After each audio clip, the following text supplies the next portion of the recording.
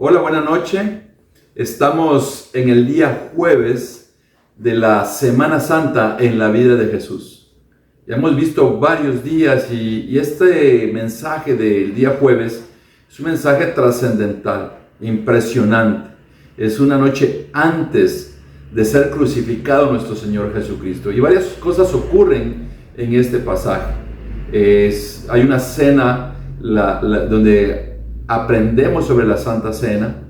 En Juan nos enseña que Jesús durante ese pasaje lavó los pies de sus discípulos. También Jesús es traicionado por Judas, Pedro lo niega, Jesús les da algunas enseñanzas y lo más importante es lo que sucede en esa Santa Cena. Varias cosas ocurren, pero me quiero enfocar bastante en lo que es esa cena de Pascua, para poder entender qué ocurrió en esa cena de Pascua y que nos da un mensaje muy importante a nosotros. Entonces, acompáñame a orar para que Dios tome el control de este mensaje. Señor, muchas gracias por esta Semana Santa. Hoy es un día, Señor, para muchos de descanso, para muchos de salir de vacaciones, de paseo, para algunos, Señor, meditar. Y yo espero, Dios, que para muchos de nosotros sea un tiempo para reflexionar y poder valorar ese día en donde comienza la pasión de nuestro Señor Jesucristo. Permítenos abrir nuestras mentes, pero principalmente nuestros corazones, para entender este mensaje y estas escrituras. Te agradezco, Señor, todo esto en el nombre de nuestro Señor Jesucristo. Amén. Pues acompáñame al libro de Mateo, capítulo 26, versículo 17. Vamos a leer hasta el versículo 46. Como te dije, no podemos abarcar todo, pero sí una buena parte de este pasaje. Dice Mateo 26, versículo 17. El primer día de la fiesta de los panes sin levadura, los discípulos se acercaron a Jesús y le dijeron: ¿dónde quieres que preparemos la cena de la Pascua? Jesús le respondió: vayan a la ciudad, busquen al amigo que ustedes ya conocen y denle este mensaje. El maestro dice: yo sé que pronto moriré, por eso quiero celebrar la Pascua en tu casa con mis discípulos. Los discípulos fueron y prepararon todo tal y como Jesús les mandó. Al anochecer, mientras Jesús y sus discípulos comían, Él les dijo: uno de ustedes me va a entregar a mis enemigos. Vamos a detenernos ahí un momentito.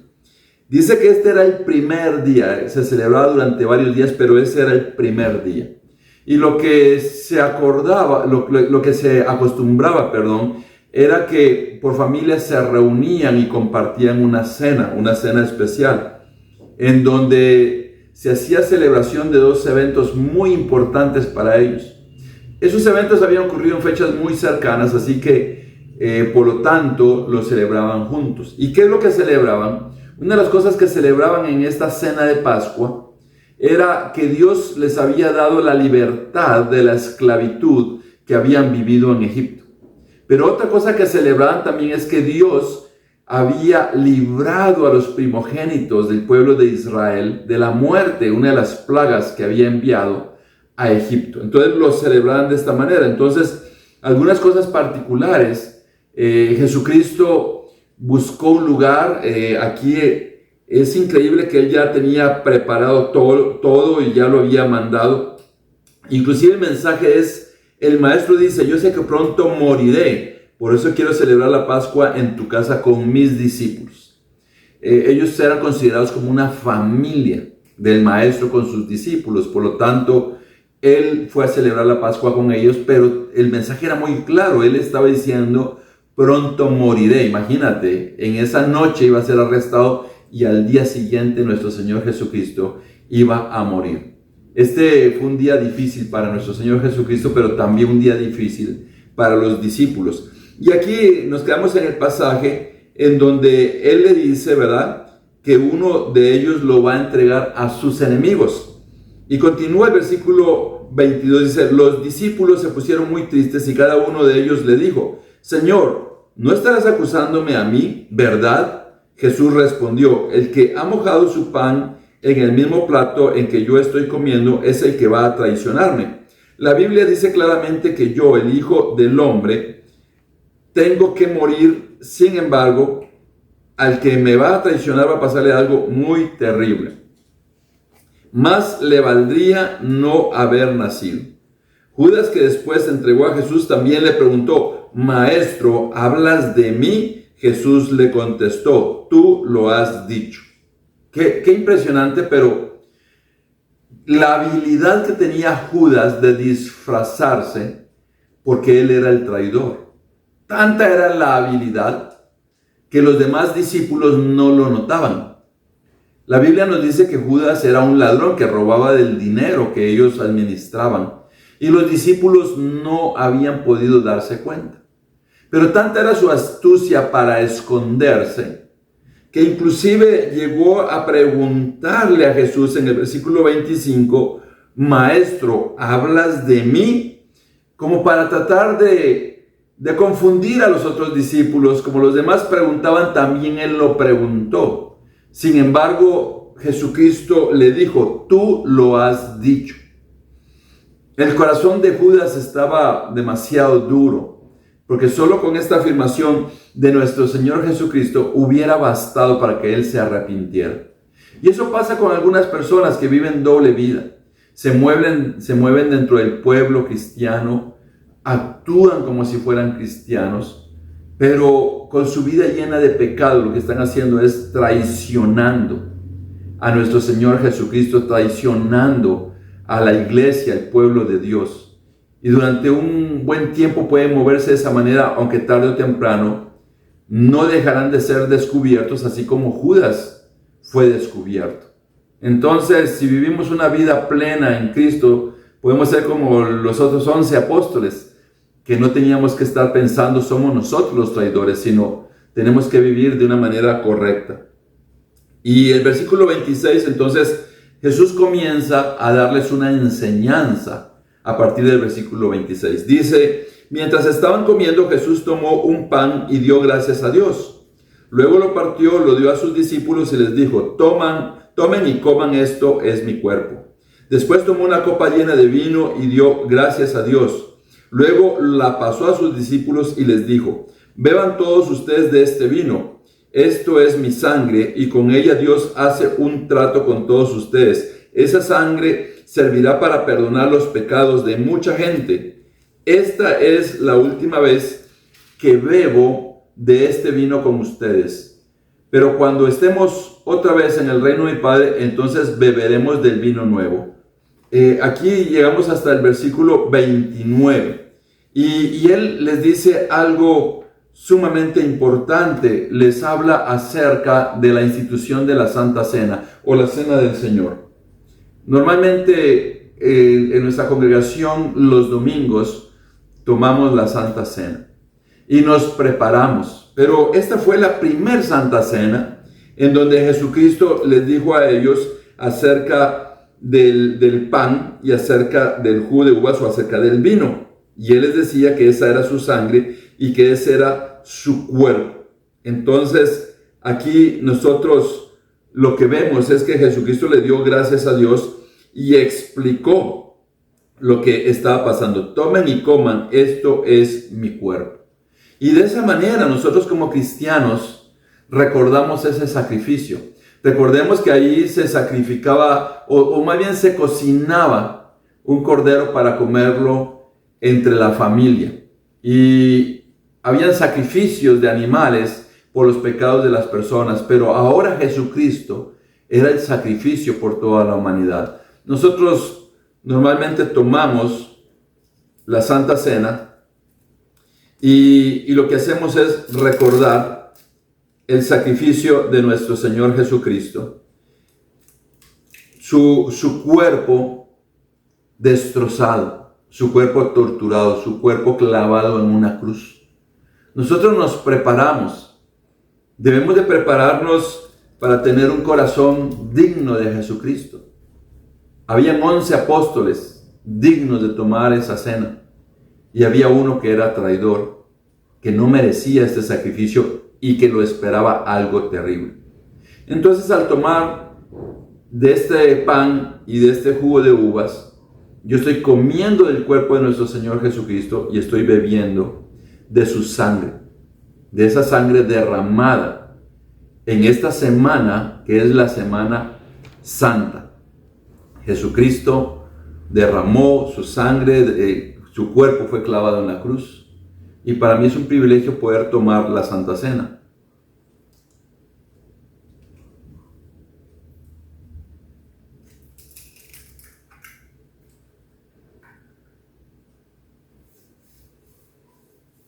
Y mientras tenía los ojos cerrados, le agradecía a Dios por su sacrificio. Yo creo que es una de las cosas mínimas que podemos hacer cuando tomamos la Santa Cena. Hoy sería un día fabuloso para recordar esa Santa Cena que tuvieron ellos delante de Dios, allí junto con nuestro Señor Jesucristo. En el versículo 30 dice, después de eso cantaron un himno y se fueron al monte de los Olivos. Bueno, aquí dice un himno, pero los himnos que normalmente se cantaban era del Salmo 113 al Salmo 118. Y eso nuestro Señor Jesucristo cantó junto con los apóstoles. Qué impresionante pudo haber sido estar allí en esta reunión donde Jesucristo cantó. Algunas cosas que dice el Salmo 113, dice, alabemos a nuestro Dios, ustedes los que obedecen a Dios, alábenlo siempre, sea siempre bendito nuestro Dios, alábenlo a todas horas. Ese es el inicio del Salmo 113. El Salmo 114 dice, desde que los israelitas salieron de Egipto, de ese país extranjero, Judá llegó a ser el lugar donde Dios puso su templo, la tierra de Israel llegó a ser su dominio. El 115 dice, tú mereces alabanzas, Dios nuestro, y no nosotros, tú mereces alabanzas por tu amor y fidelidad. El 116 dice, yo amo a mi Dios, porque Él escucha mis ruegos, toda mi vida oraré a Él, porque Él me escucha. El Salmo 117 es un salmito de 2 versículos y dice, naciones todas, pueblos todos, alaben a Dios, porque Él es un Dios fiel y nunca deja de amarnos. Alabemos siempre a nuestro Dios. Y el Salmo 118, que es un salmo un poco largo, dice, alabemos a nuestro Dios, démosle gracias porque Él es bueno, Él nunca deja de amarnos. Que lo repitan los israelitas, Dios nunca deja de amarnos. Que lo repitan los sacerdotes, Dios nunca deja de amarnos. Que lo repitan los que adoran a Dios, Dios nunca deja de amarnos. Y eso es lo que cantaron algunos de estos salmos, ellos los cantaron. Y luego en el versículo 31 dice, cuando llegaron al monte de los olivos, o sea, salieron de noche, Jesús les dijo a los discípulos, esta noche ustedes van a perder su confianza en mí, porque la Biblia dice, mataré a mi mejor amigo y así mi pueblo se dispersará. Pero cuando Dios me devuelva la vida, iré a Galilea antes que ustedes. Entonces Pedro le dijo, aunque todos te abandonen, yo no te abandonaré. Jesús le respondió, Pedro, no estés muy seguro de eso. Antes de que el gallo cante 3 veces dirás que no. Antes de que el gallo cante 3 veces dirás que no me conoces. Pedro le contestó, aunque tenga que morir contigo, yo nunca diré que no te conozco. Los demás discípulos dijeron lo mismo. Qué difícil. Aquí está la antesala. Jesús le hace una promesa a Pedro diciendo que él lo va a negar. Jesucristo conocía el corazón de todos ellos. Y era un día de incertidumbre, un día de tristeza, comenzando con nuestro Señor Jesucristo. Dice aquí el versículo 36, después Jesús fue con sus discípulos a un lugar llamado Getsemaní y les dijo, quédense aquí mientras yo voy allí a orar.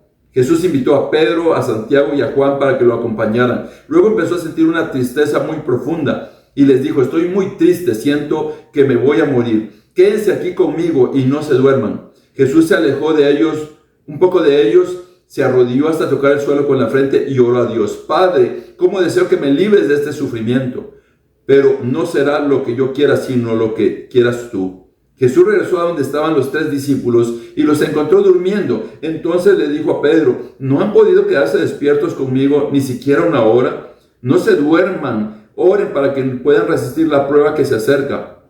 Ustedes están dispuestos a hacer lo bueno, pero no pueden hacerlo con sus propias fuerzas. Jesús se fue a orar otra vez y en su oración decía, Padre, si tengo que pasar por ese sufrimiento, estoy dispuesto a obedecerte. Jesús regresó de nuevo a donde estaban los 3 discípulos y otra vez los encontró completamente dormidos, pues estaban muy cansados. Nuevamente se apartó de ellos y oró por tercera vez, repitiendo las mismas palabras con que había orado antes. Luego volvió Jesús a donde estaban los 3 discípulos y les dijo: ¿todavía están durmiendo? Ya vienen los malvados para apresarme a mí, el Hijo del Hombre. Levántense y vengan conmigo, que allí viene el que me va a entregar. Y la historia la conocemos, ahí fue donde apareció Judas. Pero Jesucristo estaba sufriendo angustia, estaba clamando a Dios. Muchas personas creen que el sufrimiento de Jesús comienza cuando comienza el desfile por la vía dolorosa cargando el madero. No, el sufrimiento de Jesús comenzó desde que Él vino a este mundo, que Él vino en figura de ser humano para poder salvarnos a todos nosotros. Vino a enfrentar las debilidades que el ser humano tiene, hambres, fríos, persecuciones. Pero en ese instante estaba sufriendo una tristeza de muerte. Él estaba sufriendo desde acá. Ni siquiera había sido arrestado. Y sabemos lo que ocurre cuando es arrestado. Es torturado. Veremos mañana la continuación de este evento que termina en una noche de burlas, de desvelos, de desprecio, en donde se confirma que Pedro niega a nuestro Señor Jesucristo. Así que fue un día de muchas actividades, pero un día demasiado doloroso en la vida de nuestro Señor Jesucristo en esta semana que la conocemos como Semana Santa. No olvides que aquí comenzó el que nosotros como cristianos tomamos la Santa Cena y cada vez que lo hagamos recordemos este día, que fue un día terrible, pero el día de mañana, que es donde Jesucristo es clavado en la cruz y donde derrama su sangre, es un día donde se hace efectivo lo que Él nos enseñó en este día jueves de Semana Santa. Un fuerte abrazo.